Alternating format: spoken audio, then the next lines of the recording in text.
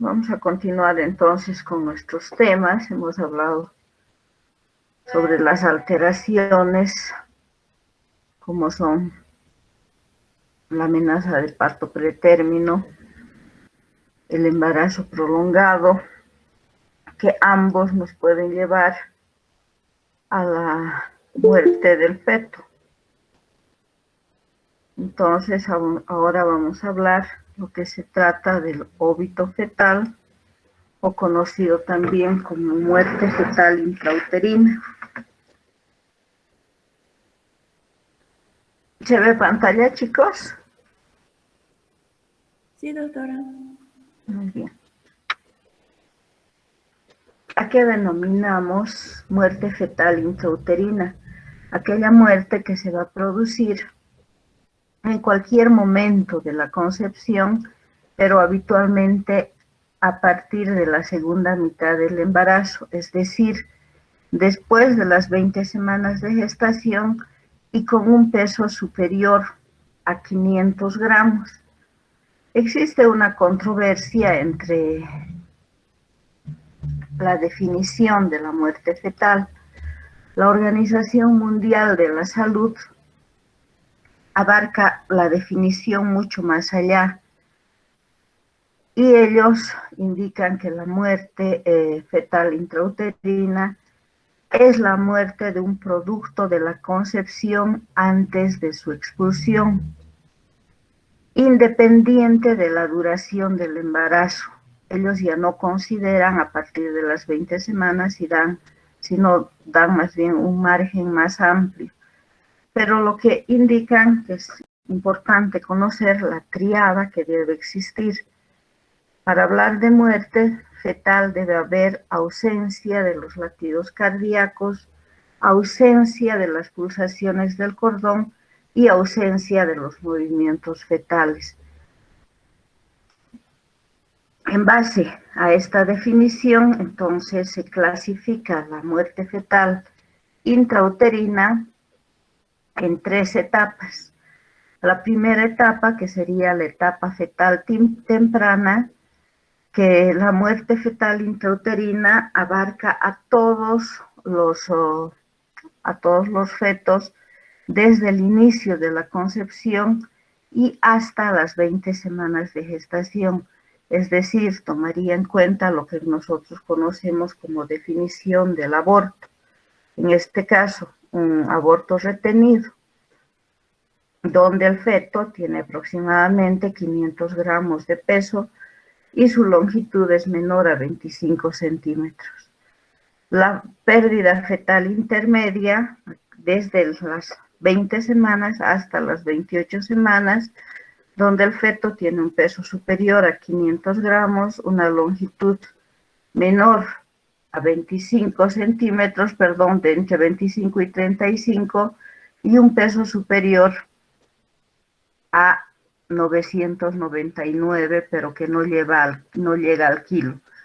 Y la muerte fetal tardía, todos aquellos fetos que han muerto desde las 28 semanas de gestación adelante.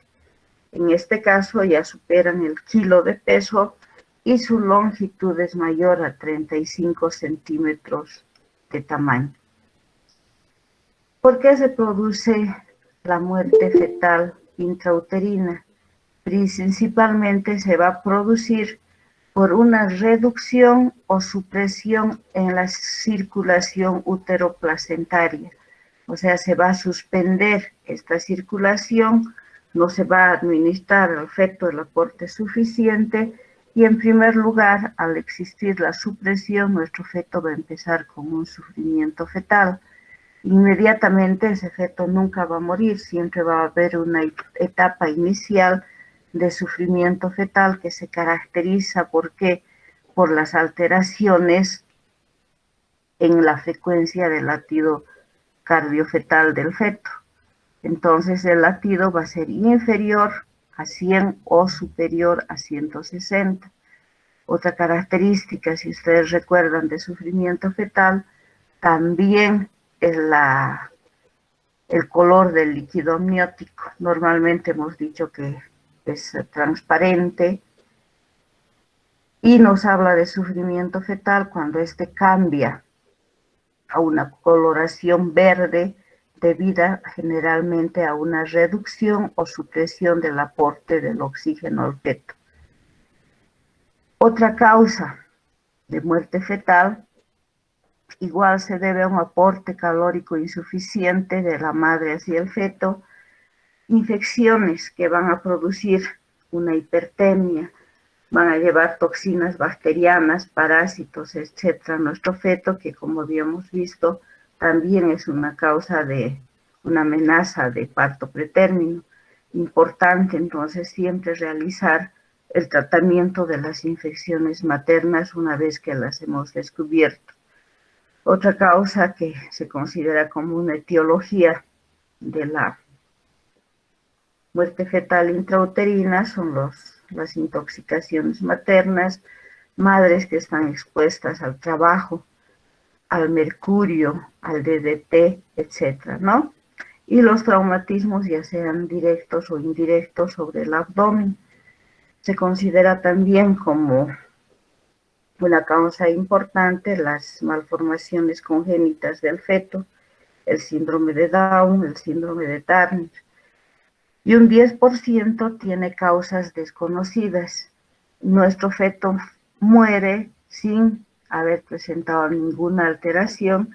En este caso, nosotros siempre debemos mandar al estudio histopatológico de la placenta, las membranas y parte del cordón umbilical para saber cuál ha sido la causa por la que nuestro feto nos ha muerto. Es importante conocer también los factores de riesgo para evitar posteriormente una muerte fetal intrauterina. Y nosotros dividimos los factores de riesgo en macro, macro y los microambientes, es decir, nos vamos a referir cuáles causas pueden producir la muerte fetal. Entre los macrofactores es importante conocer el nivel sociocultural de la madre.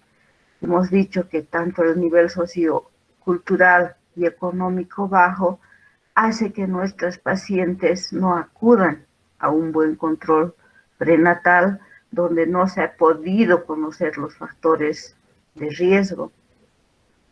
Las pacientes solteras tienen alto factor de riesgo también porque ustedes saben, sobre todo en la adolescencia, las niñas van a ocultar ese embarazo y es también un factor de riesgo para que se presente esta patología.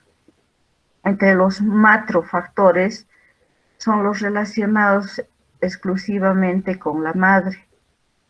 Y en estos macrofactores nosotros vamos a considerar siempre la edad del embarazo.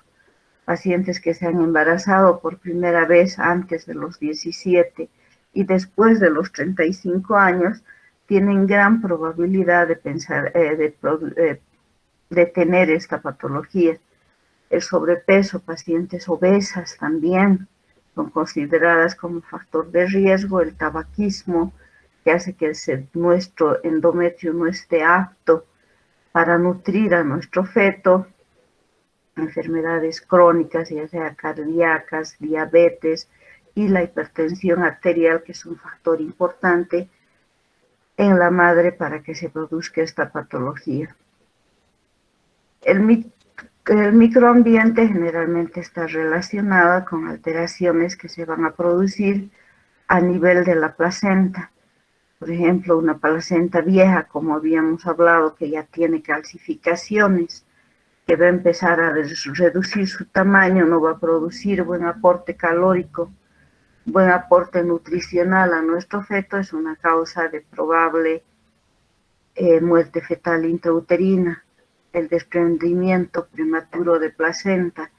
También se dice que las alteraciones del cordón umbilical nos pueden llevar a una muerte fetal. ¿Y cuáles serán esas alteraciones?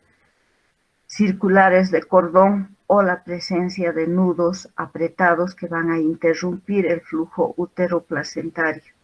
La disminución del líquido amniótico también es una causa que nos puede llevar a que nuestro feto muera dentro del útero.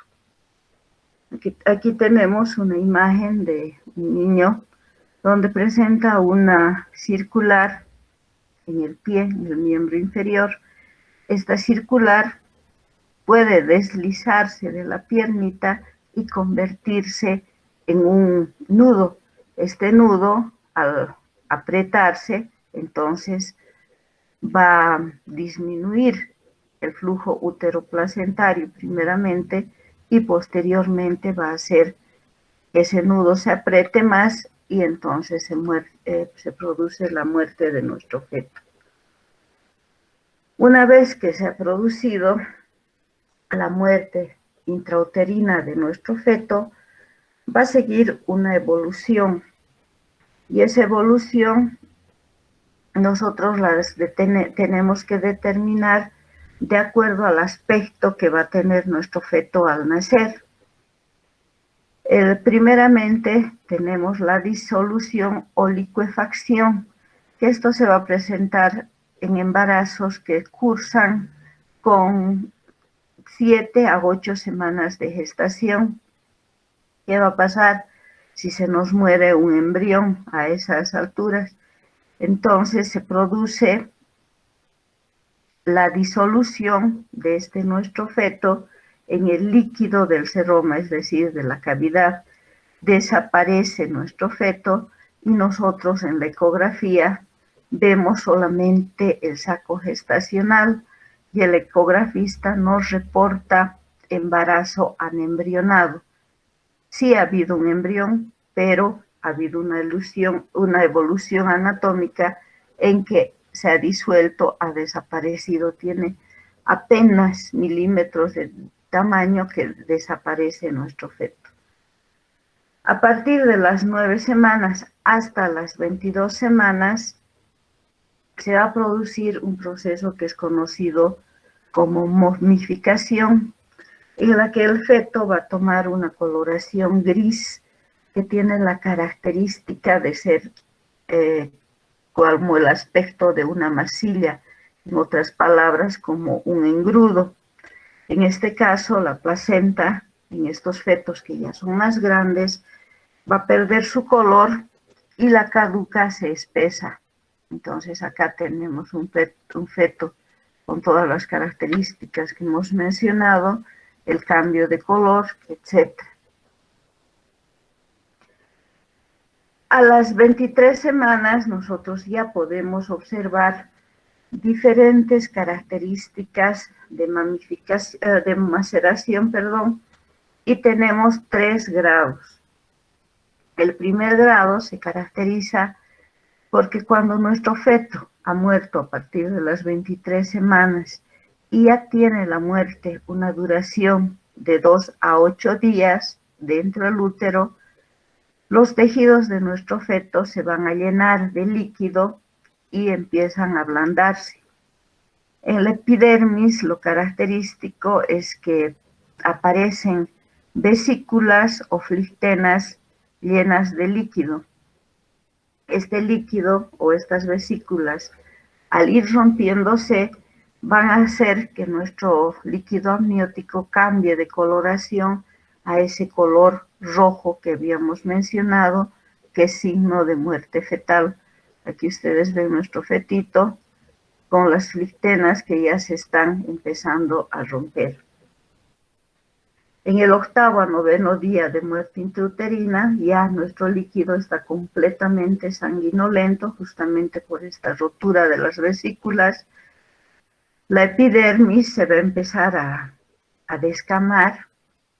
El feto adquiere una piel roja, es un feto de color rojo todo el cuerpo, feto sanguinolento, y a las suturas y tegumentos de la cabeza van a empezar a deformarse y a reblandecerse, justamente porque se van embebiendo de líquido amniótico. Aquí tenemos nuestro feto sanguinolento. Ustedes ven en la carita cómo ya se está desprendiendo la piel y prácticamente ya nos habla de un 2º grado. El tercer grado de maceración se considera a partir del 13 día de la muerte intrauterina hacia adelante, y la descamación ya afecta a todo el cuerpo de nuestro feto. Se va a destruir la cara, etcétera, ¿no? Existe ya en nuestro feto mayor alteración, destrucción de los glóbulos rojos, infiltración de vísceras, etcétera, y la placenta y cordón umbilical también van a sufrir estas modificaciones, van a adquirir un color no rojo, sino ya va cambiando de color y se convierte en achocolatado. Aquí tenemos a nuestro feto con el tercer grado de maceración. O sea, de acuerdo, van avanzando los días, entonces también se van a ir produciendo los cambios en nuestro feto. ¿Y cuáles son los síntomas que va a presentar la madre cuando su feto se ha muerto en su interior? La madre ya se da cuenta antes de ir a la consulta que algo malo está pasando con su feto. En primer lugar, va a acudir la madre a la consulta por la ausencia de los movimientos fetales. La madre nos dice: doctora, hace 2 días siento que mi bebé ya no se mueve, se movía bastante, pero ahora ya no se mueve. Empiezan a desaparecer los síntomas del embarazo, las náuseas, los vómitos del primer trimestre, la madre no tiene deseos de alimentarse y siente un sabor amargo en la boca. Siempre nos refieren: mi boca está amarga, es como si me quemaría algo. La sensación de pesadez en el hipogastrio es también frecuente y la paciente sin causa alguna está deprimida, o sea, como ya presintiendo la muerte de su fetito. ¿Qué pasa cuando nosotros tenemos una mujer que viene con estas características? Lo primero que debemos hacer es nuestro examen obstétrico, donde a la palpación nosotros no vamos a poder palpar las partes fetales. Entonces, hemos mencionado que las partes fetales se van a embeber de líquido y pierden esa estructura. Al haber disminución del líquido amniótico, entonces también va a haber la disminución de la altura del fondo uterino. Si ese nuestro útero medía 32 centímetros en el mes antes a que nosotros hubimos hecho el control, en este nuestro control existe un descenso. Del 32 puede bajar a un 28 centímetros. El tono, por lo tanto, del útero está disminuido y aparece el signo de Negri. ¿Cuál es el signo de Negri? Nosotros intentamos tocar la cabeza del feto y sentimos una crepitación, suenan los huesitos del cráneo. A la auscultación, que es prácticamente lo que nos va a determinar o nos va a hacer un diagnóstico de la muerte fetal, es la ausencia del latido cardiofetal. Nosotros queremos encontrar en el foco, en el lado derecho, en el lado izquierdo, a nivel del ombligo, buscamos alrededor de todo el abdomen y no encontramos el latido cardiofetal. Y aquí aparece un signo muy patognomónico de muerte fetal intrauterina, que es el signo de Buero. El signo de Buero se caracteriza porque nosotros, al auscultar el abdomen, encontramos un latido, encontramos tac, tac, tac, como si estaría nuestro feto con una frecuencia cardíaca baja. Para comprobar si es el latido del feto, nosotros tomamos el pulso radial de la madre, y si coincide ese latido con el pulso radial de la madre, significa que estamos auscultando la aorta abdominal. Esto es lo que se conoce como el signo de Boero, que es casi patognomónico de muerte fetal. Entonces no estamos auscultando el latido cardiofetal, sino el latido de la aorta abdominal. Al tacto vaginal nosotros encontramos que ese cuello está más duro de lo normal y puede presentarse una pequeña hemorragia, un sangrado oscuro, achocolatado, que también no significa o nos da ya pautas para llegar a un diagnóstico. Entonces, ¿cómo vamos a realizar nuestro diagnóstico? Por el examen clínico que estamos realizando a nuestra paciente, por una historia clínica bien detallada donde nosotros vamos a conocer los antecedentes personales, sobre todo si tiene alguna patología que nos pueda orientar, la ausencia de movimientos, la disminución del perímetro abdominal y de la altura uterina, y también nos ayudan para el diagnóstico las pruebas complementarias que nosotros vamos a tomar, como sobre todo la ecografía. Actualmente se pedía los rayos X porque la ecografía era escasa, en cambio ahora ya no hay necesidad. Les mencionaba que es importante conocer las características que tiene el líquido amniótico, entonces volvemos a recordar que el líquido amniótico tiene un color claro, casi transparente. Cuando hay muerte fetal, y es reciente la muerte fetal, nosotros podemos encontrar el líquido teñido de verde, un verde que semeja a un puré de arvejas cuando el surgimiento fetal ya ha sido de tiempo y se ha producido la muerte fetal, verde, verde de consistencia más clara cuando el sufrimiento es fetal agudo, entonces ha sufrido recién nuestro niño y se ha muerto lastimosamente unas horas antes a que hagamos el diagnóstico. El líquido amniótico sanguinolento, que ya hemos mencionado, se debe a que nuestras vesículas flictenas se han roto y producen sangrado. Cuando nosotros pedimos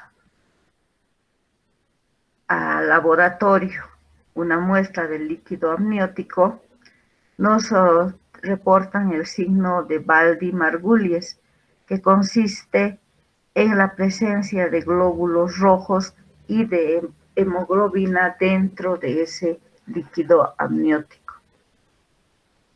Es importante para evitar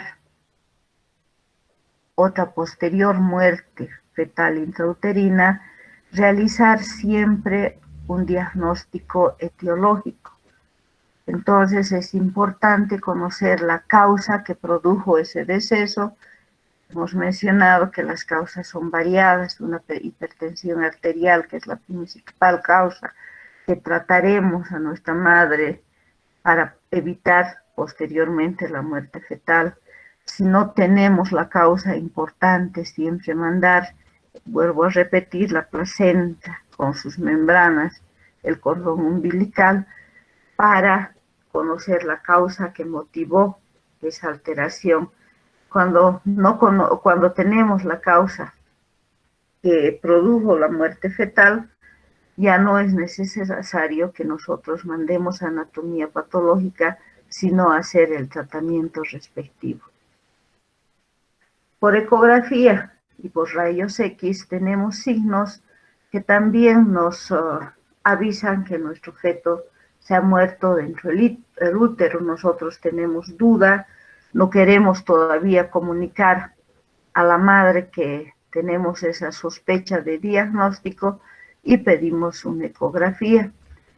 Y en la ecografía nosotros vamos a ver diferentes signos craneales de acuerdo a los días de muerte fetal intrauterina. Generalmente a partir de la semana, por la acumulación de líquido a nivel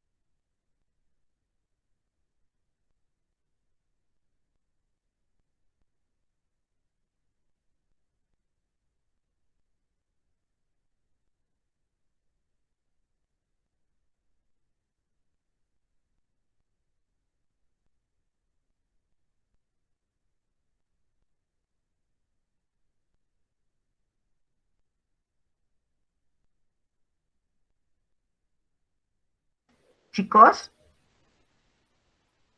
Doctora, estamos aquí. Miren, yo ya estaba suspendiendo pensando que no me escuchaban. Ya, entonces vuelvo, ya, por favor, les presento enseguida. Ya. Compartir. Se ve, ¿no? Sí, doctora. Ya.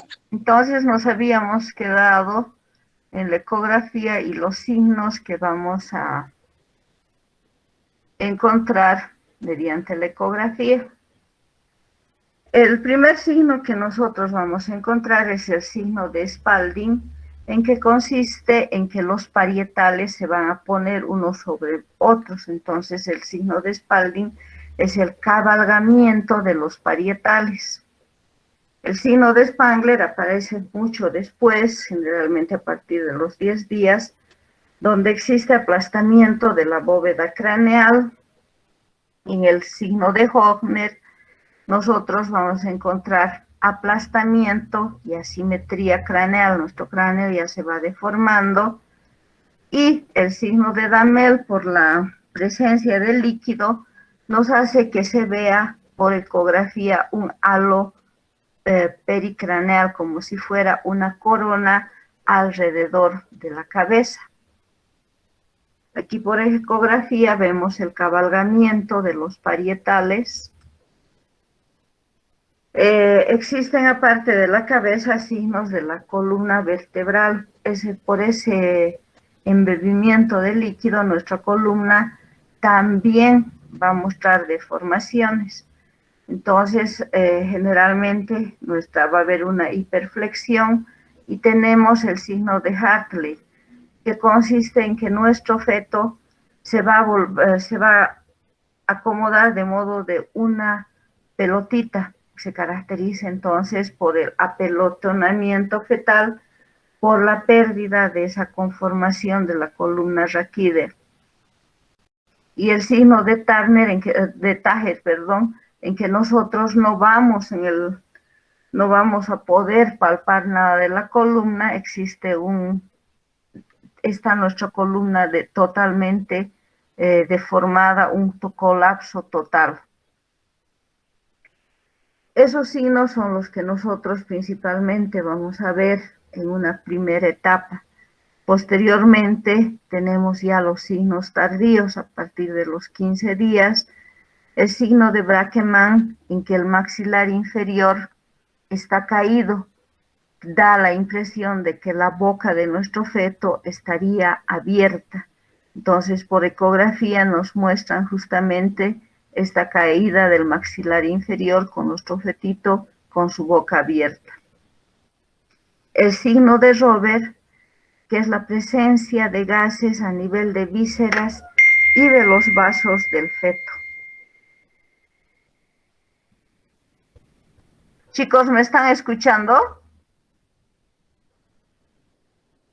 Sí, doctora. Porque ahorita una de sus compañeras me dice que también se les cayó la señal y están abandonando.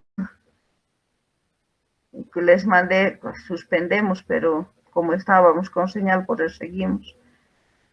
Entonces, el signo de Robert, la presencia de gases, ¿no? Hemos hecho nuestro diagnóstico, hemos comprobado que nuestro feto ya está muerto. Entonces nos toca la difícil situación de comunicar a la mujer y a la familia sobre este suceso, que es tan ingrato tanto para el médico y peor va a ser para la mujer y su entorno. Una vez que hemos comunicado, siempre debemos comunicar no solo a la paciente, sino tenemos que comunicar a la pareja o a alguna persona más.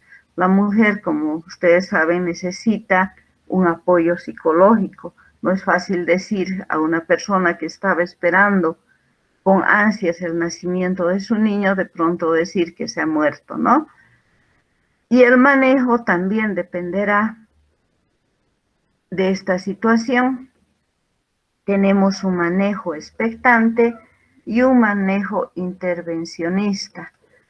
Entonces, el manejo expectante siempre es esperando que se produzca un parto normal, la expulsión espontánea del feto.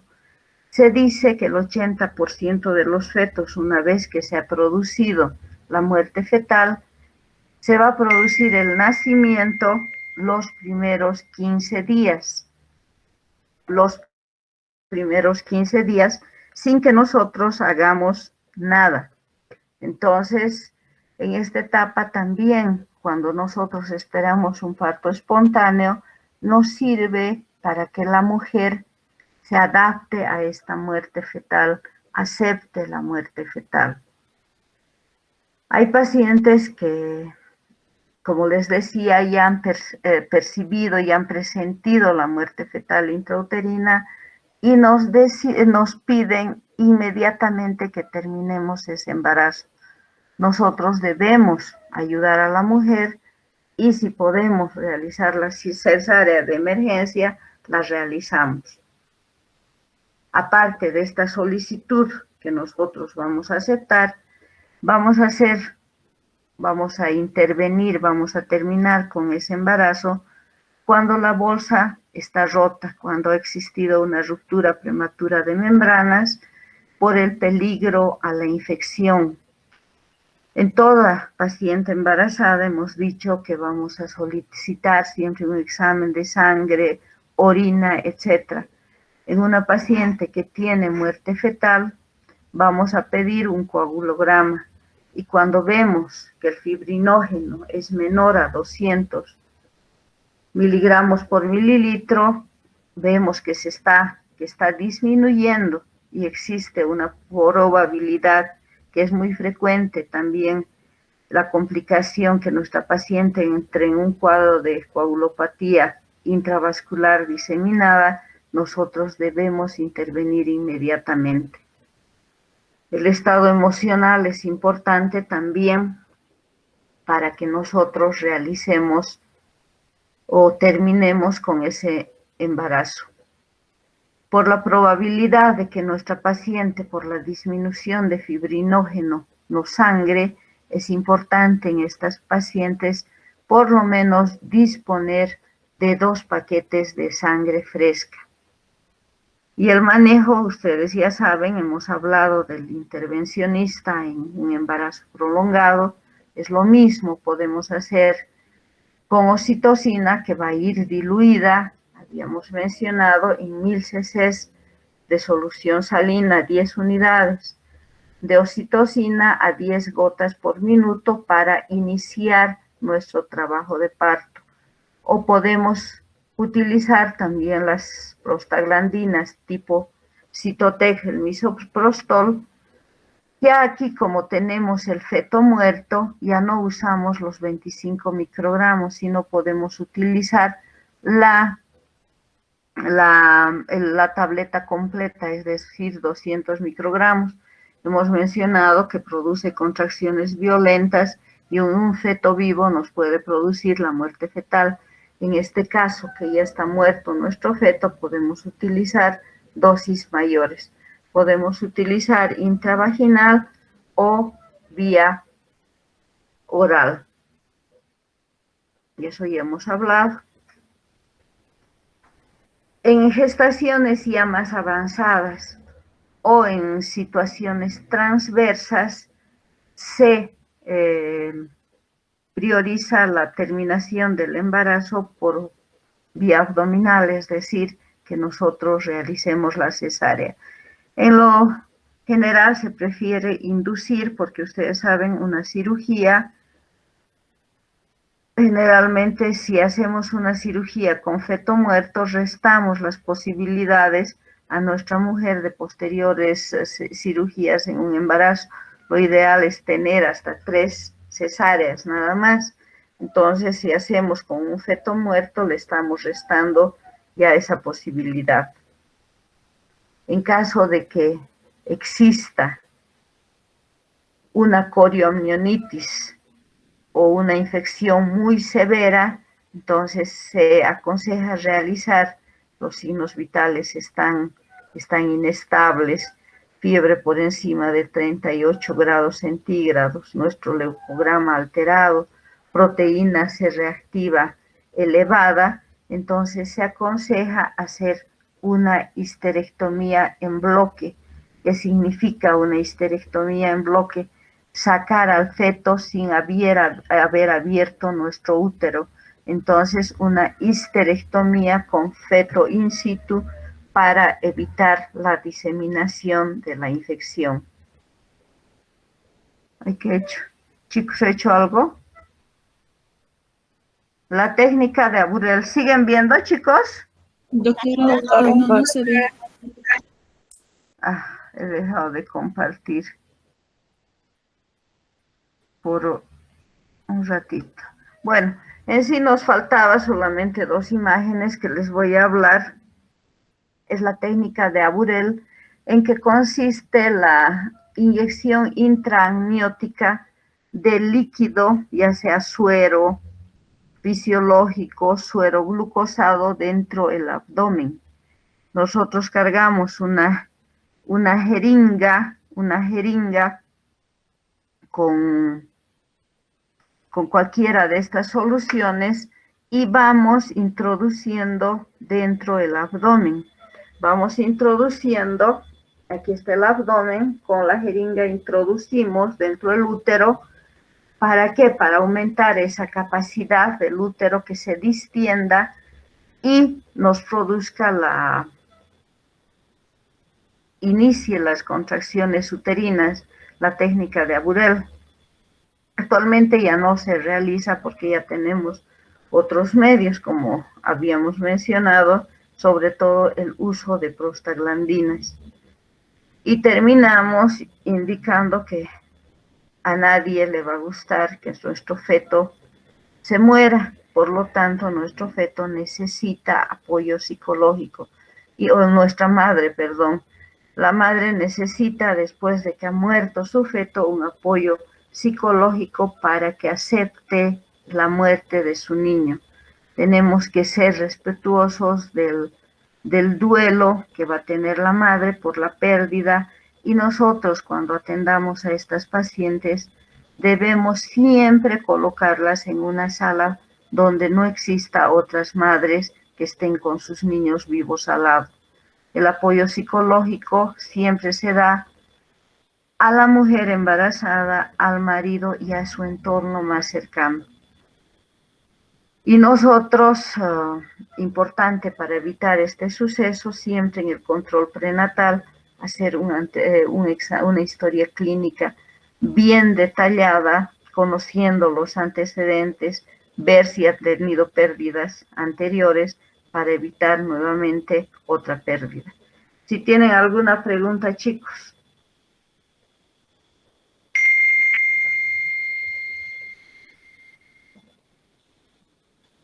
¿Ninguna pregunta? ¿Está todo claro? Ya les mencionaba, este tema es un drama para nosotros como médicos y para la familia peor, ¿no?